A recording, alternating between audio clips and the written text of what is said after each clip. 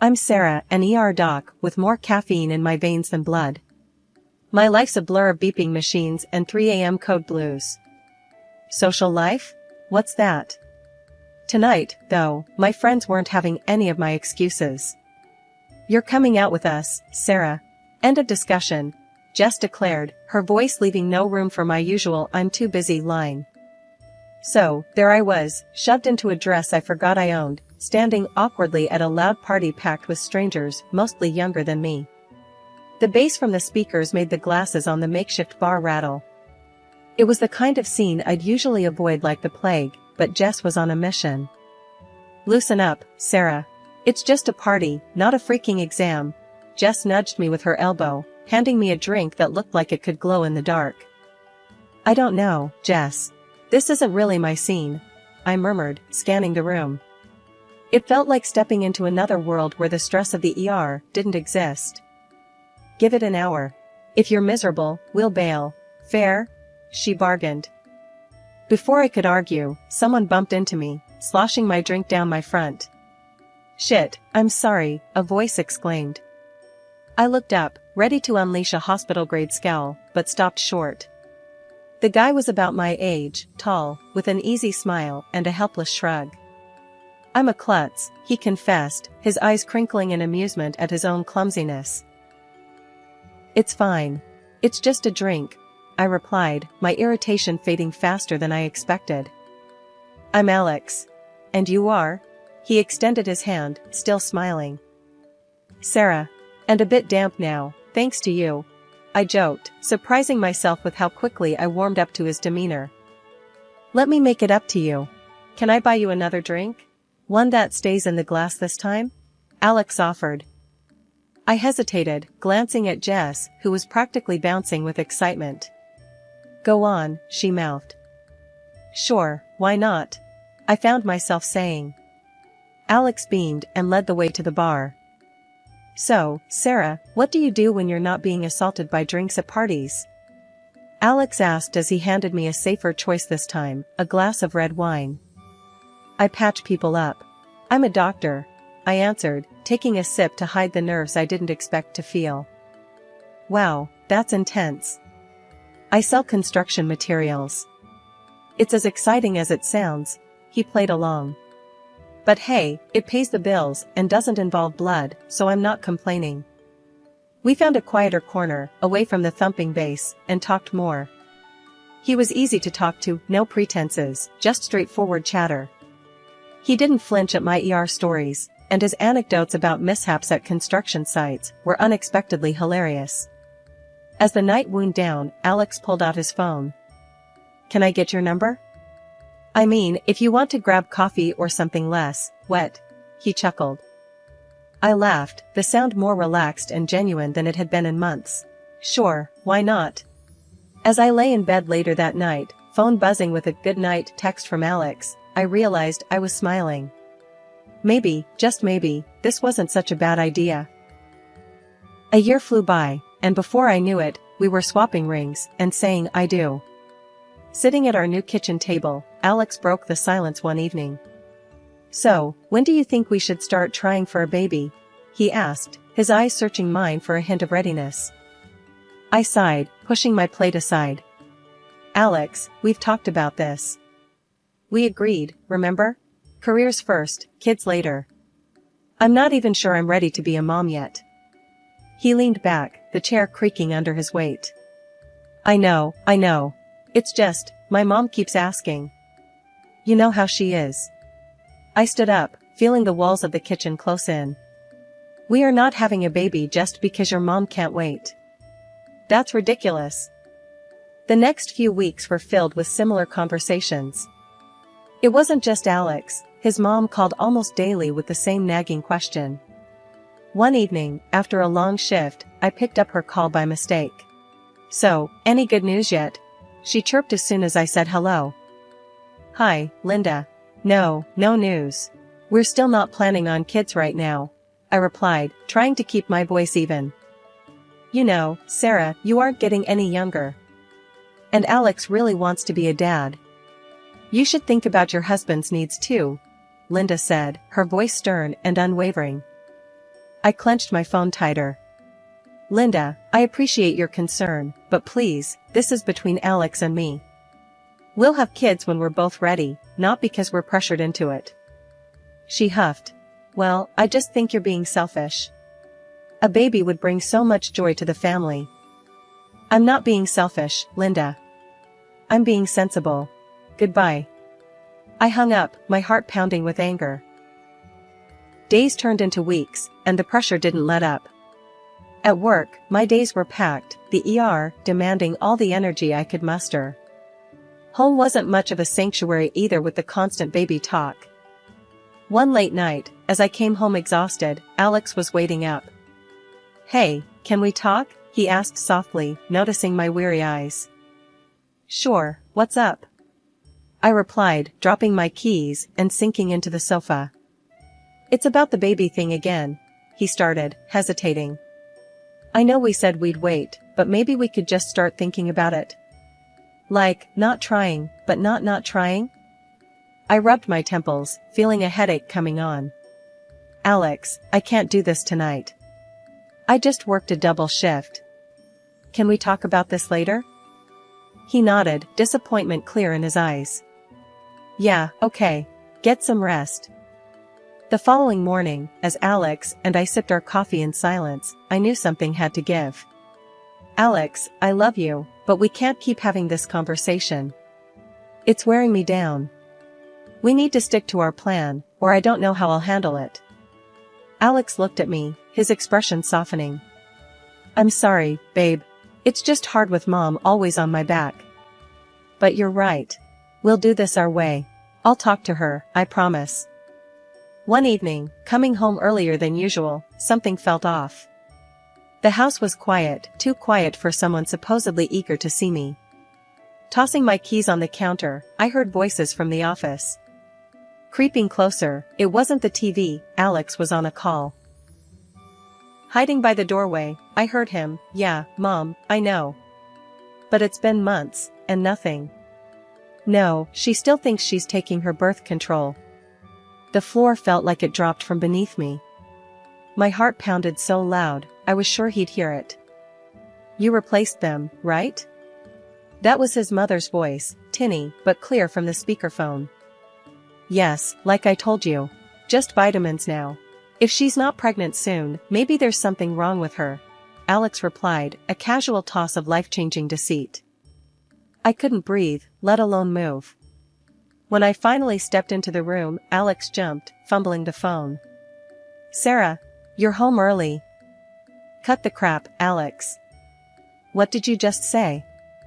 My voice was ice, each word sharp enough to cut. Alex's face went through 50 shades of panic. Look, we want a family, right? And you said later, but later when? I thought maybe if things just started to happen, You messed with my meds, Alex? You played with my body like it's some kind of test run? I was screaming now, too loud, too raw. He tried to reach out, probably for comfort, but I slapped his hand away. Don't touch me. You and your mother plotted behind my back, treating me like I'm some broodmare? It's not like that, Sarah. It's just, I want a kid so bad. And Mom, she's always on about it. I thought if you got pregnant, you'd be happy. Happy? I was nearly breathless with rage. You decided to trick me into being happy? We need to calm down. Let's just sit and talk about this. We can fix it, Alex pleaded, his voice a mix of desperation and stupidity. There's nothing to fix, Alex. You broke us. You broke everything. I grabbed my coat, storming past him, his apologies just noise in the chaotic storm inside me. Family means everything to me, so despite the betrayal, I agreed to meet Alex halfway. We needed to clear up any doubts about our health, especially since he'd been messing with my birth control. We decided to get checked out at the clinic where I work, which made me feel a tad more in control of the situation. The day we went in for testing, the clinic was quiet, familiar. I felt my colleagues' curious eyes on us, but they respected my privacy. After the tests, the wait for the results felt like an eternity. Alex tried to make small talk, maybe to ease his guilt, but I just couldn't. When the results came in, I was alone in my office. I opened the envelope with a mix of fear and hope. My results were clear, no issues at all. Then I looked at Alex's. My heart sank reading the words, male infertility due to a physiological issue. It meant that all along, the problem wasn't me, and all his accusations and manipulations were for nothing. I needed a second opinion, just to be absolutely sure. I called up my friend Mara, a reproductologist. "Hey, Mara, can you look over some test results for me? It's important." Mara met me for coffee, and I handed her the documents discreetly. She reviewed them quietly, her expression serious. Finally, she looked up. "Sarah, these results are conclusive. Alex can't father a child. I'm really sorry." The news was a relief and a weight all at once. I thanked her and walked back to the clinic in a daze. How was I supposed to break this to Alex? He wanted kids so badly, he'd deceived me. But telling him he was the reason for our childless marriage felt like kicking him when he was down. So, I made a decision. That evening, as we sat in our living room, the setting sun casting long shadows, Alex turned to me, anxious. "So, what did the test say?" I looked at him, my heart heavy with the secret I was about to keep. "We're both fine, Alex. There are just some minor issues, nothing we can't handle. We just need to keep trying." He exhaled, relief washing over his face, and I felt a pang of guilt for the lie. "That's great, Sarah. I was worried. We can work through this, right?" "Yeah, we can try." My words felt hollow even to my own ears. We spent the next few days in a tentative peace, but the lie festered inside me. I watched Alex as he started making plans, talking about future kids with a hope that stung my conscience. I tried to feel happy, to share in his optimism, but the truth was a barrier between us. One night, unable to sleep, I slipped out of bed and went to the living room. The moonlight streamed through the window, casting shadows that seemed to mock my turmoil. I dialed Mara's number. "Mara, it's me." I lied to him. Told him we're both okay. Mara was silent for a moment. "Sarah, I get why you did it, but this isn't something you can hide forever. He's going to find out eventually." "I know, but how can I crush him with this? After everything, how can I be the one to break him completely?" "It's not about breaking him, Sarah. It's about being honest with each other. This lie won't help either of you in the long run." Life threw us a curveball when Alex got offered a big promotion. It was a fantastic opportunity for him, but it meant moving to another state. I could see how much it meant to him, how his eyes lit up talking about the possibilities. He wanted it, and he wanted me there with him. Despite everything, our private struggles and the lies hanging between us, I said yes. Family was supposed to stick together, right? Leaving my job at the bustling ER in our hometown was harder than I thought. I loved the place, the pace, and the people. I was part of a team, a community. Moving meant leaving all that behind for a quieter, smaller clinic that, frankly, didn't spark the same passion in me. But I kept these feelings to myself. Alex was riding high on his new job, and I didn't want to be the rain on his parade. Our new life in a new city was different. I landed a job at a private clinic. It was okay, but it lacked the adrenaline rush of my previous ER shifts. I missed my old colleagues and friends terribly. The move also took its toll on our personal life. Alex buried himself in his work, and the issues we skirted around, like the ticking bomb of our non-existent family planning, started to resurface, but differently this time. Every month, like clockwork, Alex's mom would ring him up to ask if there was any good news. I wasn't privy to their conversations, but I could see the change in Alex afterward. He grew more distant, more sullen. One evening, after one such call, he let it all out on me. "We're not getting any younger, Sarah. You're a doctor. Shouldn't you be able to sort this out? Figure something out?" His words were like slaps, harsh and blaming. I was setting the table for dinner, and his words made me pause, hands trembling slightly. "Alex, that's not fair. You know it's not that simple," he scoffed, tossing his phone on the couch. "What's not fair is you not doing enough. Maybe if you were home more, instead of always at your new job, things might be different." "That's not how it works, and you know it. Being at home more isn't going to change our situation," I shot back, frustration boiling over. His ignorance, or was it denial, about our real issues was maddening. He turned away, muttering something under his breath about how maybe a better doctor would have fixed it already. I wanted to scream, to tell him the truth about his own condition, but I bit my tongue.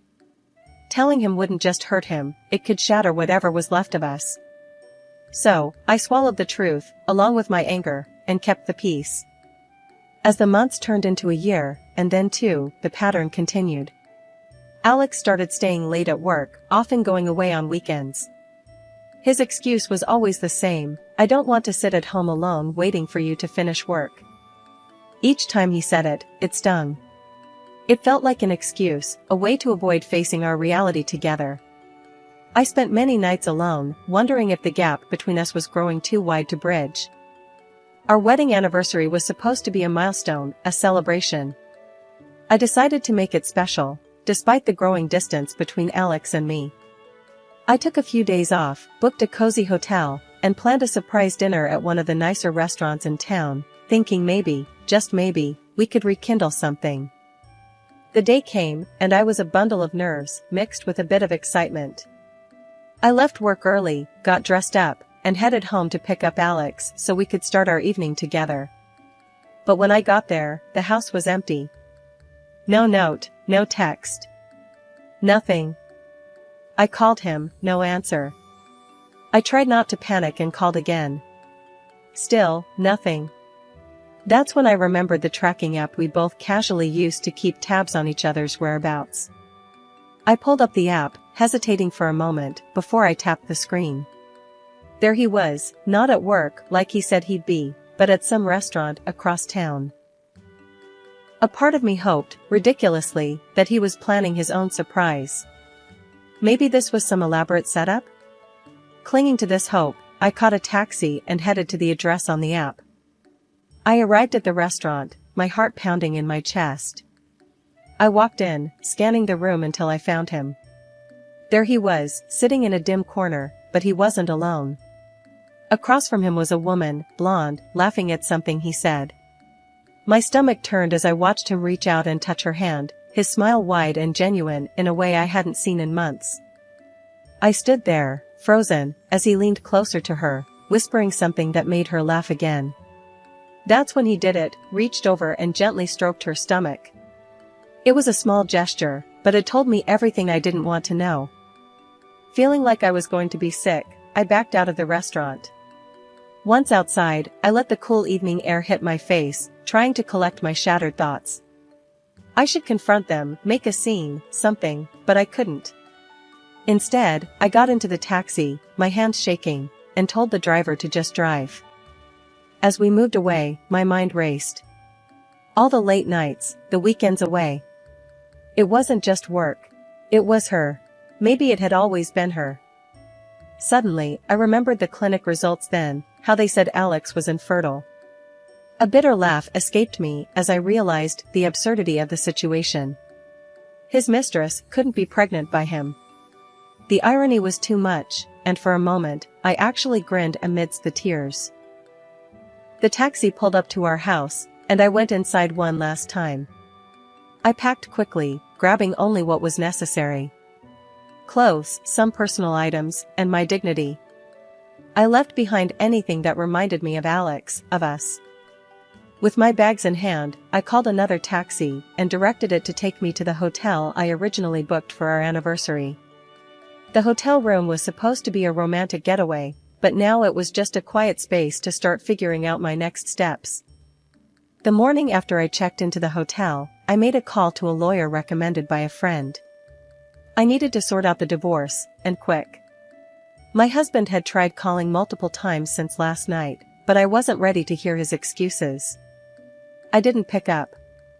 At the lawyer's office, he laid out the steps for the proceedings.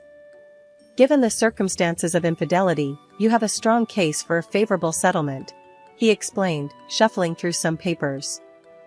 Let's just get this over with, I replied, my tone flat. The lawyer nodded, understanding the urgency, and reached out to Alex to set up a meeting. The day of the meeting, I walked into the lawyer's office to find Alex and his mistress already there. My stomach turned seeing them together, but I kept my composure. As we all sat down, my lawyer wasted no time.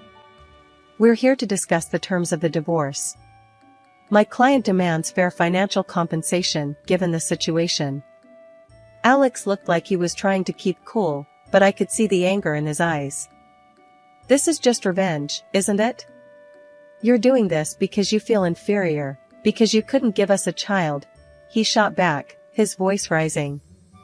The lawyer remained calm. Alex, the fact of your infidelity is not in dispute here. The consequences are clear and supported by the law. This isn't about revenge, it's about justice and rightful compensation. Grudgingly, Alex agreed to the terms, but as we were about to wrap up, his mistress suddenly stood up, wincing and clutching her stomach. It was clear her water had just broken. Sarah, can you? Alex started, panic lacing his voice. She needs a hospital, not me, I said sharply, standing up. I'm not the person you should be asking for help. Nevertheless, chaos ensued, and we all ended up rushing to the hospital with her. At the hospital, the scene was hectic as she was whisked away to the delivery room. Hours later, the news came, she had given birth to a healthy baby boy, but the child was clearly not Alex's. He was black, and both Alex and his mistress were white. Stunned, Alex turned to me, confusion written all over his face. Sarah, is this some sort of mistake? How can this? I couldn't help it, I burst out laughing. It was too much, the irony, the shock on his face. Alex, remember the infertility results? You're not the father. You never could be. His face drained of color as I handed him the divorce papers and the medical certificate that confirmed his condition.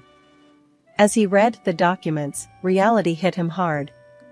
He finally understood the full extent of his actions and their repercussions. Leaving the hospital, I felt a strange mixture of relief and vindication. Alex's calls flooded my phone as soon as I walked out, each one begging for forgiveness. But I was done. I blocked his number and didn't look back. Back in my home city, walking into the prestigious hospital where my career really began, I felt a rush of familiarity and relief. It was like stepping back into a life I'd almost forgotten, one where I was valued and respected. My colleagues welcomed me with open arms, their smiles and hearty welcome backs filled me with warmth. However, not everything was smooth. Linda, my ex-mother-in-law, started calling me frequently, her voice always carrying a tone of desperation. Sarah, you need to come back to him. He's a mess without you, she would say, her demands growing more insistent with each call. I tried to be patient, to explain that it was over, but she wouldn't listen. One day, she showed up at the hospital unannounced. Her appearance was disheveled, her eyes frantic. Sarah, you have to fix this. Alex has started drinking, he's lost his job because of it. I'm supporting him now. He needs you, she pleaded, causing a scene in the middle of the lobby. I took her aside, keeping my voice low and firm. Linda, I am not responsible for Alex anymore. We are divorced. He is not my concern. Please stop contacting me and do not come here again. Her face twisted in anger, and she began to shout, drawing the attention of patients and staff. You owe him. You can't just abandon him, he's your husband. He was my husband. I owe him nothing now. This is a hospital, Linda. You need to leave, or I will call security, I responded, my patience finally wearing thin. She continued to argue, but I walked away, signaling to one of our security officers, who promptly began to escort her out. When she resisted, I didn't hesitate, I called the police. Despite the drama, life got better day by day. I reconnected with old friends and made new ones. I was involved in some groundbreaking projects at the hospital, and my work was fulfilling. The respect from my colleagues and the gratitude from my patients reminded me daily why I loved this job.